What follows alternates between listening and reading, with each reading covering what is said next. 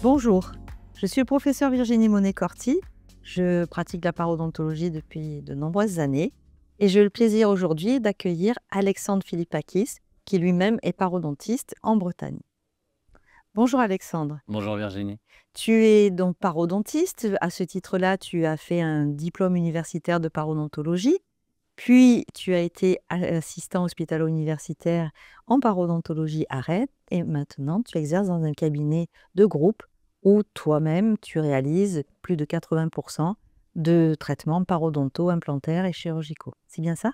Absolument. Aujourd'hui, nous avons décidé de partager avec notre auditoire ton expérience concernant les complications et les échecs dans la thérapeutique parodontale, non chirurgicale et chirurgicale. Et tout de suite, on va rentrer dans le vif du sujet parce que on se demande peut-être si ça existe et si oui, comment tu les gères? Oui, alors c'est vrai que les échecs et les difficultés et les complications en parodontologie non chirurgicale, chirurgicale et implantaire, bon, c'est des choses qui qui peuvent se passer, qui peuvent arriver régulièrement. Néanmoins, on a quand même beaucoup de moyens de s'en prémunir.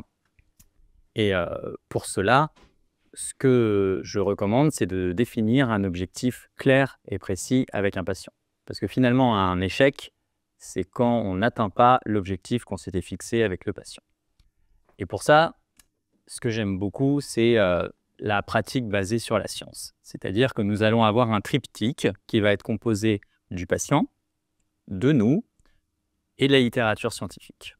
Le patient, il va arriver avec son état général, sa demande, ses difficultés, ses limites et aussi tous les éléments diagnostiques qu'il apporte avec lui. Il va y avoir le praticien avec ses limites, ses défauts, mais aussi ses qualités et ses connaissances qui va analyser tout ça. À partir de là, il va établir un diagnostic et il va devoir se baser sur les recommandations scientifiques, donc qui sont toutes les revues littérature et toutes les guidelines qu'on a pour établir un projet de traitement avec le patient et donc un objectif. Très bien. Et donc, tu parlais de ces guidelines, mais en fait, tu peux nous en dire un petit peu plus parce que ça, c'est ton côté universitaire, mais comme tu pratiques de manière quotidienne la parodontologie, est-ce qu'il y a quelque chose de particulier que tu peux nous recommander justement dans ces guidelines? Alors, je me base sur les guidelines de l'EFP, Très bien. donc qui sont facilement accessibles même sans avoir des abonnements quelconques. Il suffit d'aller sur le site de la SFPIO, de taper Guidelines EFP, et donc l'article phare qui était en anglais a été très gentiment traduit. Et on remercie le comité de traduction. Donc, c'est une sorte d'organigramme, en fait. C'est assez simple parce qu'il y a la littérature, la traduction, mais je crois qu'il y avait aussi des petites, Oui. des petites icônes. Enfin, tu peux nous en dire un petit peu plus? Il y a les icônes simples avec les arbres décisionnels. Et il y a aussi le côté complet, finalement, qui n'est pas inintéressant quand on se pose des questions un petit peu plus pointues. Je suis d'accord Mais avec toi. voilà, Je suis d'accord. ça m'a beaucoup plu. Et ça tord un peu certaines idées reçues aussi, donc qui est très très intéressante. Parce que quand on est enfermé dans notre pratique quotidienne et qu'on fait les choses un petit peu par automatisme, et là on touche un peu les limites du praticien lui-même, et voilà, ça permet de remettre les choses en perspective et donc de pouvoir faire des véritables choix en se basant sur la science, donc pas sur ce qu'on fait d'habitude. Bon, donc là, c'est côté praticien. Là, revenons donc centré sur le patient. Tu me disais, c'est important la notion d'information du patient, de savoir effectivement quels objectifs lui souhaite que tu atteignes pour lui et de voir si c'est en adéquation avec ce que tu vas pouvoir faire. Donc, c'était ça un petit peu que tu... Voilà, c'était ça. Donc le patient, il va avoir ses objectifs et on va pouvoir définir donc le projet de traitement, l'informer des difficultés potentielles, de ce qu'on peut attendre comme résultat et aussi, malheureusement, des échecs et comment on sera amené à gérer un échec. Voilà. Et donc, en fait, comment tu scelles ce contrat moral avec le patient? Alors, je discute beaucoup avec mes patients parce que j'aime prendre le temps d'entendre ce qu'ils ont à dire. Donc, il y a des consultations qui sont dédiées à ça.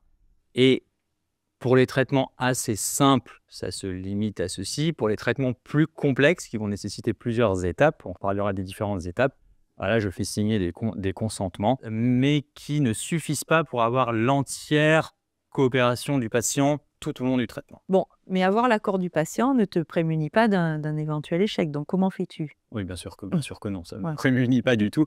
Mais néanmoins, quand on a acquis la coopération du patient et que le plan de traitement a été co-construit avec le patient, s'il y a un échec pour lequel il a été informé, il sera plus à même, il sera proactif dans les solutions plutôt que vindicatif par rapport à une difficulté.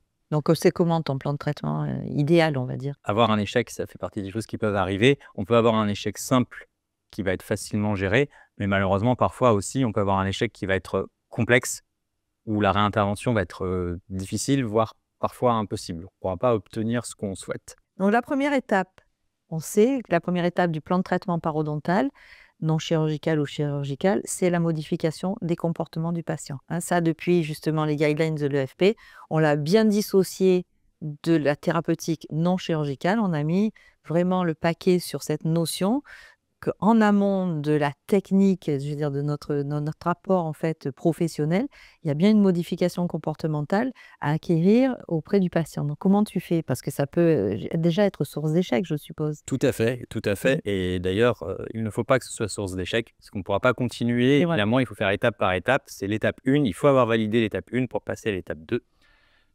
Pour induire un changement de comportement du patient, moi, ce que je pense, c'est qu'il faut être insistant par rapport à la modification du contrôle de plaque du patient, c'est-à-dire lui donner toutes les clés possibles pour qu'il améliore son contrôle de plaque. On sait qu'on veut moins de 20% d'un indice de plaque global dans la bouche pour pouvoir passer à l'étape suivante. La meilleure façon de faire, c'est d'en parler plusieurs fois. Quand quelque chose est important, il faut le répéter. Moi, je le répète à chaque séance, parfois même 2 fois au début et à la fin. Sinon, le patient, pour lui, ça n'a pas autant d'importance, donc il y a quand même moins d'importance chez lui. Qu'est-ce que tu lui conseilles du coup? Alors, moi, ce que je lui conseille, c'est j'ai un protocole un petit peu standard que j'ajuste à la marge.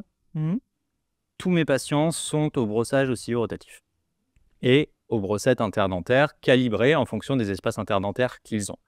J'utilise ça parce que c'est le discours avec lequel je suis plus à l'aise, donc je suis plus efficace dans mes explications, le patient comprend mieux, et bien sûr, il ne faut pas hésiter à lui montrer, lui faire des démonstrations, et pour ça, l'équipement est bien, le faire essayer, lui aussi, Au cabinet. au cabinet directement, et il ne faut pas hésiter à le faire et à le refaire jusqu'à ce que le comportement soit changé. On dit souvent que pour induire un changement de comportement, il faut le faire de façon mathématique pendant les 3 premières semaines sans rater une seule fois. Donc, c'est ce que j'insiste auprès de mes patients, c'est vous allez faire exactement ce que je vous ai dit pendant 3 semaines et après, vous verrez, ça va rentrer dans les habitudes.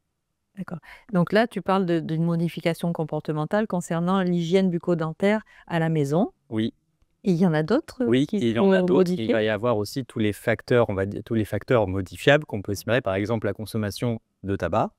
Voilà, donc là, c'est pas toujours simple, c'est pas toujours facile, mais peut-être orienter le patient vers un spécialiste du sevrage tabagique ou en tout cas l'accompagner, chercher les personnes ressources qui l'aideront à arrêter de fumer et espérer qu'il arrivera à tenir cet arrêt sur la durée parce que c'est quand même très très difficile.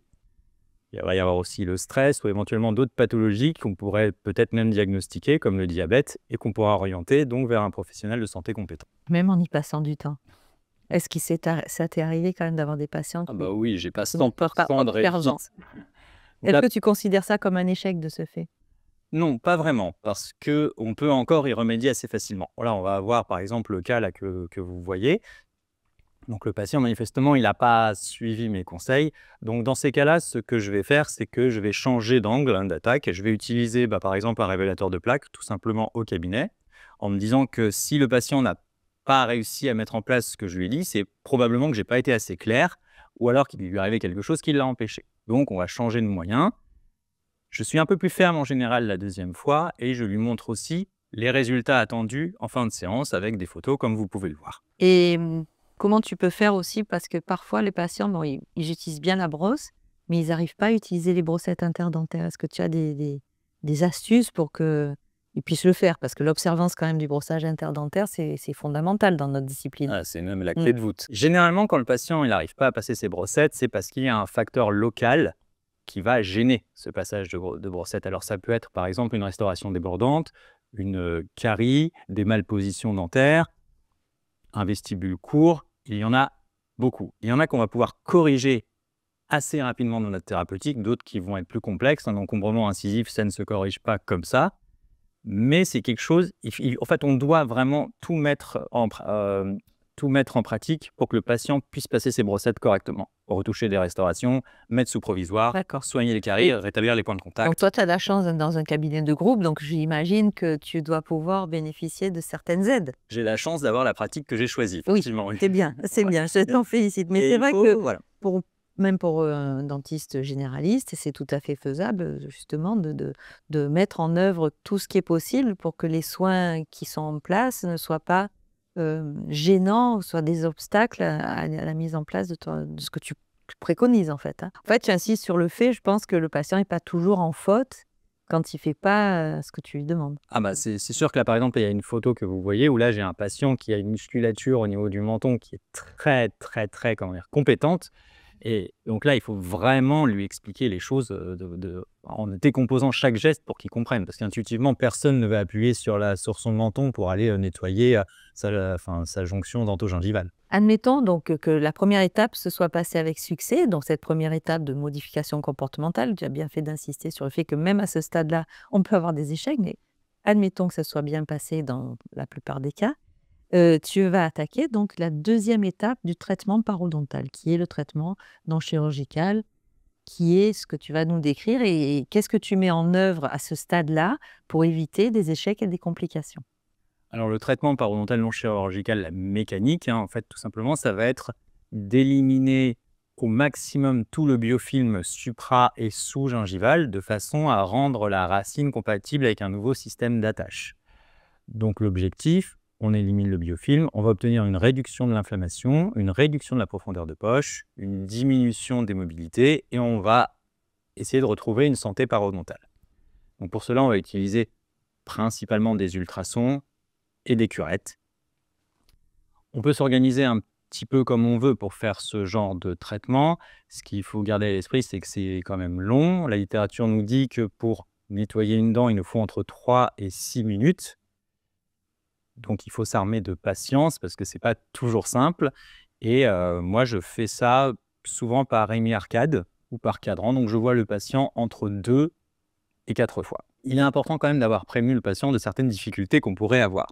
Donc, les complications que moi je rencontre le plus souvent, ça va être des sensibilités, donc qui sont décrites, des sensibilités au froid après ce genre de séance. Ça peut être aussi des petites douleurs au point d'injection d'anesthésie parce que je préfère faire des anesthésies pour travailler D'accord avec toi. sereinement. Puis Voilà. surtout pour le patient. Oui, aussi, voilà. Quand je sereinement, c'est pour le patient, pour moi aussi. Et on a aussi, si on travaille par hémi-arcade, un risque de morsure à la sortie de l'anesthésie qui peut durer quand même un petit peu. Donc, il faut bien prévenir le patient et lui donner des médications associées comme des conseils sur des dentifrices contre les sensibilités. Ah voilà, donc tu préviens un petit peu ce risque d'hypersensibilité, bien que la littérature dise que ça rentre dans l'ordre. Voilà, oui, mais Moi, je suis d'accord avec toi. la deuxième séance, quand le Ouais. patient il a des sensibilités au froid sur la première hémi-arcade, Il n'y a pas trop envie que ça continue sur l'autre. Oui. il nous le fait sentir un petit peu. Après, il y a une deuxième complication assez classique, ça va être qui est liée directement à la cicatrisation parodontale. Tu veux que je t'en Ah parle un petit peu? Oui, parce que c'est quand même plus ça qui est important. C'est-à-dire que c'est le but, tu parlais des objectifs au départ, c'est quand même de guérir, de soigner cette maladie parodontale. Tout à fait. La cicatrisation parodontale, une fois que le biofilm a été, on va dire, considérablement réduit, va se faire en fait en 2 étages. Si on veut, on va avoir la diminution de l'inflammation, donc une récession gingivale, une cicatrisation gingivale par diminution de l'œdème. Et puis, il y aura une réparation parodontale profonde que le patient ne verra pas. Mais avec la réduction de l'inflammation, la gencive va dégonfler. Donc, le patient va se retrouver avec des espaces interdentaires qui peuvent être d'autant plus larges et gros que l'inflammation était importante au départ. Les fameux trous noirs. Les fameux trous noirs Voilà. qu'on adore en parodontologie. Et si le patient est particulièrement la patiente, parce que c'est ce qui m'est arrivé une fois et ça m'a suffi, Oui. je ne l'avais pas suffisamment prévenue et bien, elle était très contrariée de voir des espaces noirs entre ses incisives maxillaires. Donc, je peux vous donner ce conseil, prévenez-les que c'est une conséquence normale de la cicatrisation parodontale. D'accord. Et de ce fait, si le parodonte est guéri, cicatrisé, mais qu'il y a des trous noirs, comment tu gères cet échec? J'attends vraiment que la pathologie parodontale soit guérie de façon, stabilisée, on peut dire comme on veut, Oui. pendant de nombreux mois, d'accord, qu'on n'ait pas de récidive ou que l'observance du patient soit vraiment bonne. Et puis là, je vais lui proposer une thérapeutique restauratrice, par exemple en refaisant certains composites pour essayer de fermer les diastèmes ou d'arrondir certains profils d'émergence pour que ça masque un petit peu. Oui, oui, ça peut masquer. Oui. Mais c'est pas fantastique, hein, c'est pas ce que je préfère. Non, c'est sûr, mais bon, c'est vrai que les patients aussi, parfois, sont très demandeurs. Ils peuvent considérer que c'est un échec. Moi, je l'ai vécu aussi, hein, donc c'est pour ça que je t'en parle, parce que le patient, il dit, mais moi, je m'en moque que ma profondeur de sondage soit compatible avec la santé parodontale. Moi, ce que je vois, c'est mes trous noirs. C'est vrai que c'est toujours un peu crispant. Voilà. Je suis même un peu dur parfois parce que je leur dis que c'est la séquelle Oui, de la pathologie parodontale et que la destruction, elle est là et qu'au XXIe siècle, faire remonter le niveau horizontal de l'os, on ne sait pas le faire. oui. Mais c'est vrai que c'est important de bien les prévenir parce qu'ils disent oui, oui, puis parfois, ils n'imaginent pas vraiment ce que ça va donner. Hein. Et même si on le met sur le consentement Oui. et qu'ils le signent, ils nous en parlent. Ouais. Il y a une étape qui est bien aussi différenciée dans le guideline, ça s'appelle endpoint, la réévaluation. En fait, quand tu penses que tu as fait tout le traitement, donc qui est en fait le stade 1, l'étape 1 et 2, puisque le traitement non chirurgical suffit parfois, même souvent, à traiter les parodontites. Donc, à ce moment-là, qu'est-ce qui se passe? Tu évalues, tu réévalues, Alors, quand on est certain d'avoir bien terminé sa thérapeutique parodontale initiale, ou non chirurgicale, on va laisser environ 3 mois le patient et je vais le reconvoquer. Et là, je vais remesurer les profondeurs de poche. Bon, il faut savoir qu'on a besoin quand même de vérifier plusieurs choses, à savoir que l'indice de plaque est resté donc sous les 20%. C'est très, très, très, très, très important que le patient il ait bien intégré ce facteur. S'il ne l'a pas intégré, ça peut être extrêmement crispant pour nous et pour lui.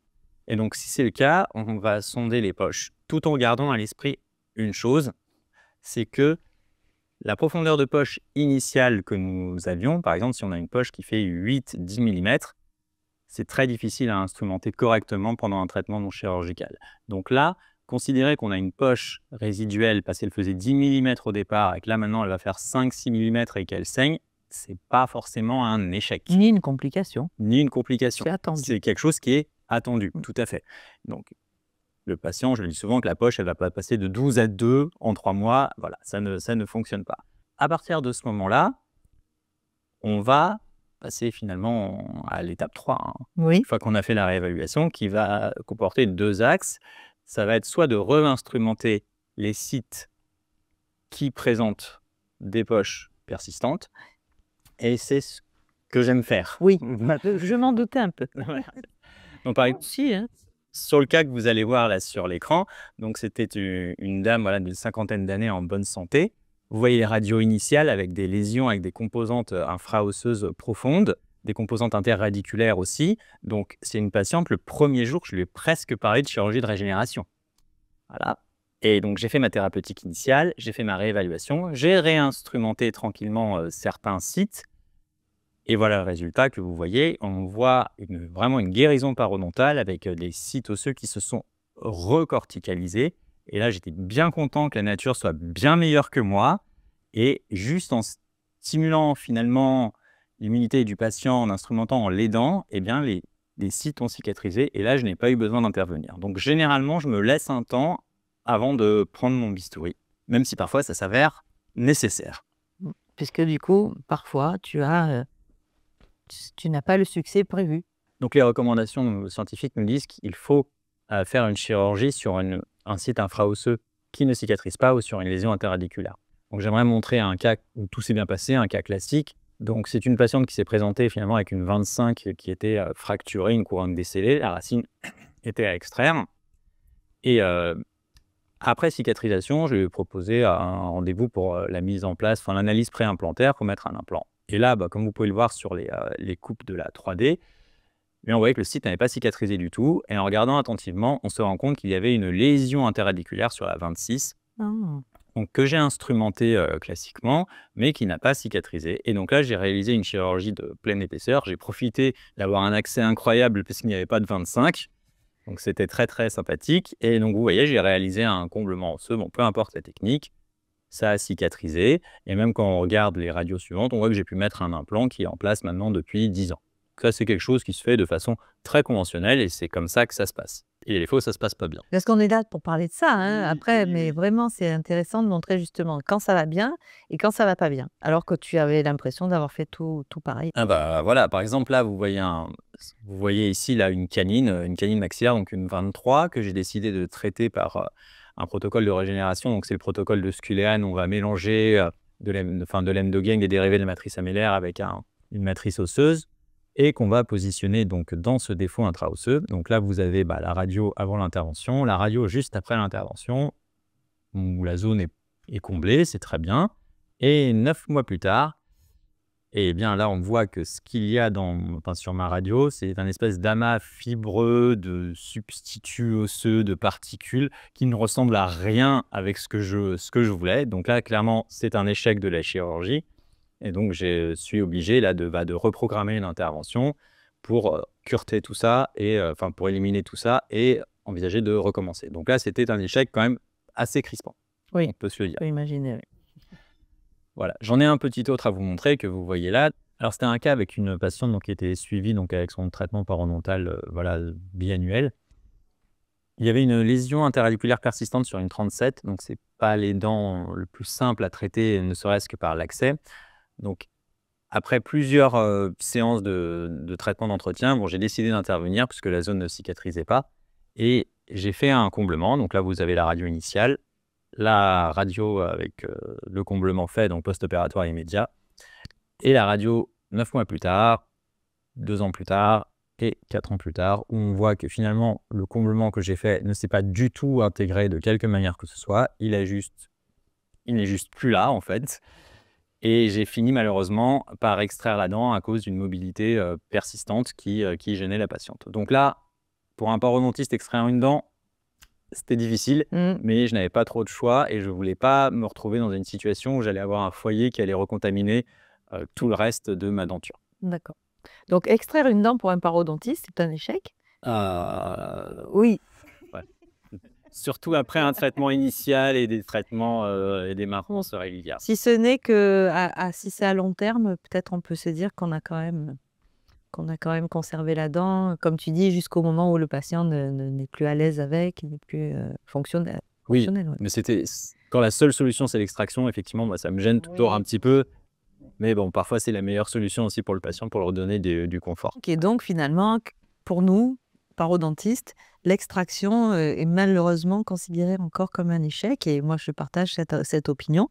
C'est comme ça, c'est la vie. C'est ce qui nous permet aussi d'être très heureux parce que c'est assez rare. Hein, donc, on a quand même cette chance. Tu parlais donc de cette patiente qui était en thérapeutique parodontale de soutien, puisque donc on n'a pas parlé évidemment en détail de la 4e étape, qui est la plus longue de la vie d'un patient, puisque c'est cette fameuse étape de la maintenance parodontale. Alors, j'aime pas trop ce terme, puisque c'est maintenance automobile, on va dire. Enfin, en tout cas, ce suivi au long cours, après avoir eu un succès thérapeutique. Et qu'est-ce que tu peux nous dire que tu as rencontré comme échec? Peut-être, je dirais, pour pas spoiler, le premier, c'est que le patient ne revienne pas. Est-ce que c'est un échec de la 4e étape? Alors, c'est vrai que pour ça, il peut y en avoir beaucoup. Oui. Mais c'est vrai que pour ça, j'ai mis en place un protocole, c'est-à-dire que le patient, il ne ressort pas de chez moi s'il n'a pas son rendez-vous suivant. Donc, Voilà, ça, c'est une belle astuce qu'on peut partager avec voilà, donc voilà, nos tous collègues. les 6 mois ou tous les 3-4 mois pour les cas les plus sévères ou ceux qui nécessitent vraiment plus d'aide, en tout cas à l'entretien. Et je fais comme ça et après, on a le patient qui va avoir, par exemple, un stress énorme, un changement d'habitude de vie, la déclaration d'une pathologie générale ou quelque chose qui va le perturber suffisamment pour que, il soit moins observant sur le brossage, moins observant sur les séances et moins observant, sur toute sa santé et ça arrive tout le temps, Mais oui. tout le temps. Parce qu'en plus, la plupart de mes patients, ils sont plutôt dans leur 2e partie de leur vie que dans la première, fort heureusement. Voilà et donc ça arrive tout le temps, tout le temps. D'accord. Donc voilà, c'est honnête hein, de dire que on a beau prôner cette 4e étape comme étant la plus indispensable, parce que la littérature, comme tu disais, prouve que c'est, en dehors des techniques que tu as pu mettre en œuvre, la partie la plus importante pour la réussite de l'absence de récidive de parodontite. Et on sait tous qu'on perd des patients en route et Et c'est vrai que c'est quand même un petit échec qui, qu'il faut noter, qu'il faut partager avec les autres. Donc, je te remercie pour cette honnêteté. Et puis, je sais que tu voulais partager, puisque tu m'as dit que ton exercice était aussi un exercice d'implantologie, tu voulais partager aussi, là aussi avec beaucoup de générosité, qu'est-ce qui peut se passer? Donne-moi quelques exemples, parce que bon, c'est moins sophistiqué que les stades 1, 2, 3, 4 et les étapes et tout ça, puisque finalement, c'est un peu plus rapide, ou pas, ou pas. Donc, raconte-moi un peu tes échecs. Donc, c'était un patient en bonne santé, prof de sport, qui m'était adressé par mon associé, que vous pouvez voir sur l'écran, pour l'extraction de la 37. Patient parfait de santé, parodonte en très bon état, pas de risque bactérien, pas de risque de santé générale. Il a un implant sur sa 36 qui est en place depuis 10 ans et il a fracturé sa 37. J'aurais dû me méfier à ce moment-là et j'ai pas fait attention parce que c'était pas mon patient. Donc là, je plaide un petit peu coupable. J'ai extrait la 37, rien d'original. Il a une 38. Il décide de ne pas remplacer sa 37 pour le moment, pour une raison principalement financière. Quelques mois plus tard, donc peut-être une année, il perd son implant sur la 36 qui était en place depuis 10 ans. Je réimplante sur la 36 et sur la 37 après cicatrisation du site osseux. Un an après, il perd son implant sur la 36. Avec les couronnes en place, tout était parfaitement bien. À l'époque, il avait même une gouttière, parce qu'il grinçait un peu, il serrait un petit peu des dents. Et là, j'en suis donc au 3e implant que je lui ai mis sur sa 36 en 4 ans. J'ai fait les bilans sanguins pour vérifier s'il n'avait pas un déficit quelconque ou une pathologie quelconque qu'on aurait pu oublier. Et là, j'espère que ça va aller. Je lui ai dit que c'était le dernier. Je pense que là, c'est un facteur occlusal global qui a été négligé. Ce n'est pas moi qui ai mis les prothèses, mais peut-être qu'il y avait une légère surocclusion sur certaines prothèses qui a pu entraîner la perte de cet implant de façon répétée. Je n'ai pas d'autre explication. Si quelqu'un en a une, sincèrement, je suis preneur. Donc, je voulais partager un autre cas, parce que je pose quand même 200 implants par an et la plupart du temps, ça se passe très bien. Et celui-là, il était aussi très crispant. Vous pouvez le voir là sur la radio. J'ai fait en fait un protocole d'ostéocondensation pour poser une 27 avec un Pucci donc, qui est posé en piquet de tente autour de l'implant en sous-sinusien. Stabilité de l'implant, 40 newtons à l'insertion. Parfait. J'étais très content de moi. Par un bon respect de la membrane, on voit le beau dôme ici. Le patient revient 3 semaines plus tard avec l'implant dans la main et une communication bucco-sinusienne. Je m'ai posé des dizaines, des comme ça, et ça s'est très bien passé. Et là, pareil, je n'ai pas l'explication. La vis était enfouie au ras de la gencive. Tout s'était très bien passé, il n'y avait pas eu de complications infectieuses. Et là, on se retrouve quand même devant un échec relativement complexe parce qu'il faut attendre que la membrane cicatrise, que la communication se ferme avant de réintervenir, si je peux. Bon, le seul point positif, c'est qu'il avait dans la main et pas dans le sinus. C'est vrai. Hein, voilà, on peut se remettre. C'est vrai que là, ça n'aurait pas été la même chose. Ça aurait été un peu plus compliqué.